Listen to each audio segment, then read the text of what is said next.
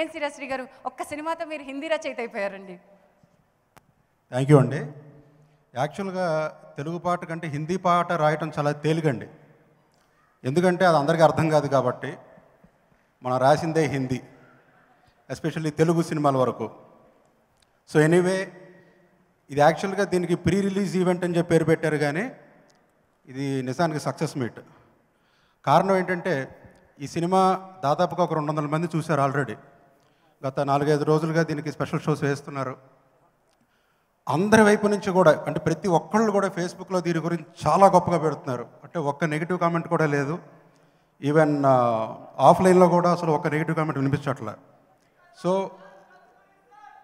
This is because of the Raj Kandukuri గారి judgement. ఆయన judgement ఎంత గొప్పది అనేది ఈ సినిమా ద్వారా మనకు అర్థమవుతుంది. నిజానికి ఈ సినిమా నేను చూసిన తర్వాత నాకు ఒకటే అనిపించింది, ఇది మినిమం 3 లాంగ్వేజెస్లో రీమేక్ అవుతుందండి. మినిమం 3 లాంగ్వేజెస్లో రీమేక్ అవుతుంది. అండ్ పెళ్లి చూపులు స్థాయి సక్సెస్ని అందుకుంటుంది. వివేక్ ఆత్రేయ చాలా బిజీ డైరెక్టర్ అవుతాడు. And Prashanth Vihari very busy music director అవుతాడు. అండ్ అన్నిటికంటే మంచి శ్రీ విష్ణుకి ఒక స్టార్ స్టేటస్ వస్తుంది.